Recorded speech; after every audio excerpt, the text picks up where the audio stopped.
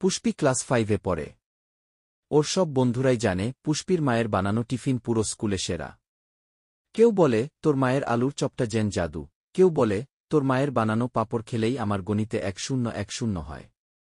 কিন্তু পুষ্পি জানে ব্যাপারটা শুধু রান্নার স্বাদ না, ওর মায়ের টিফিনে কিছু একটা ম্যাজিক আছে। না হলে কি আর একটা চপ খেয়ে বিজ্ঞান পরীক্ষা এত ভালো যায়? একদিন পুষ্পি ঠিক করল ও মায়ের জাদু ধরবেই ধরবে।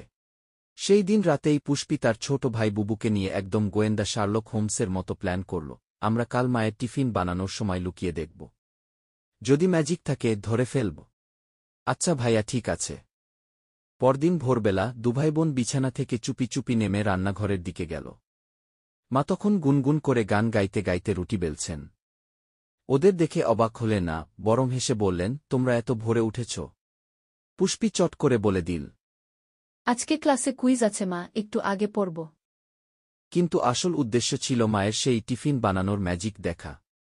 হঠাৎ ওরা লক্ষ্য করল মা একটা ছোট্ট বেতের ঝুড়ি খুললেন, আর সেখান থেকে বের করলেন নানান রকম জিনিস, তুলসী পাতা, এক টুকরো কাগজে কিছু লেখা, আর একটা ছোট্ট লাল ফিতে। পুষ্পির চোখ ছানা বড়া। মা কি সত্যিই জাদু জানেন? পুষ্পি সেই ঝুড়ি থেকে খসখসে কাগজটা হাতে নিল। তাতে লেখা ছিল, প্রিয় পুষ্পি, আজ তুমি গণিতে ভয় পেতে পারো, কিন্তু মনে রেখো ভয় নয়, ভালোবাসাই সবকিছু জয় করে। টিফিনে আজ তোমার প্রিয় চপ আর সাহসের ছোঁয়া। ভালোবাসায়, মা। পুষ্পির চোখ ভিজে গেল। কোনো জাদু ছিল না, ছিল শুধু একটা মায়ের ভালোবাসা, যা সবার থেকে আলাদা। বুবু বলল, তাই তো, মায়ের ভালোবাসাই তো ম্যাজিক।